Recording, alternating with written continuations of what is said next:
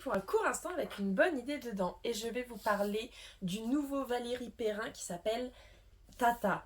Alors, moi, du Valérie Perrin, j'en avais jamais lu, mais je sais que ça plaît énormément. Aurélie avait lu son précédent 3 qu'elle avait adoré. Et donc, je m'en suis emparée. Je me suis dit, si c'est tellement bien, je veux le lire. Et puis, en plus, moi, le titre me parlait forcément, puisque je suis une tata. Et c'est absolument superbe. C'est un bon roman, mais je le dévore. Je l'ai presque fini. J'ai hâte de finir le travail pour le finir.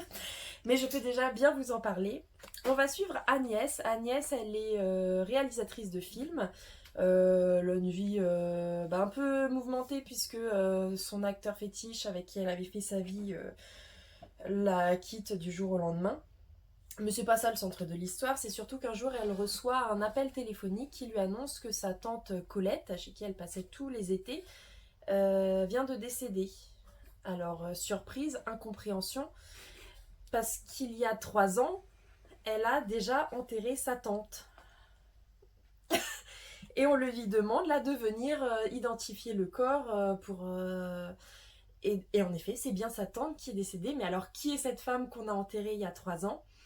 Et on va le découvrir au fur et à mesure puisque sa tante vivait donc cachée et lui avait enregistré plein de cassettes audio qu'elle va écouter, et elle va ainsi découvrir un peu l'histoire de cette tante qui vivait seule, qui avait une passion pour le football, qui était cordonnière, qui vouait un amour immense à son frère, donc au père d'Agnès qui était un grand musicien. Colette était issue d'un milieu paysan assez pauvre, pas très instruit, et elle a poussé son frère. Enfin, on va découvrir tous ces personnages. Agnès revient dans son village d'enfance, retrouve ses amis d'enfance, et puis s'interroge. Il y a un petit côté enquête aussi. Et puis en fait, j'adore parce que plus on en lit, plus on apprend des choses quand même.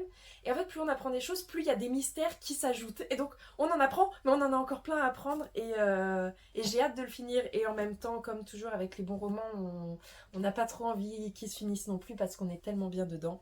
Donc voilà, le Valérie Perrin, vous pouvez y aller sans souci. À très vite!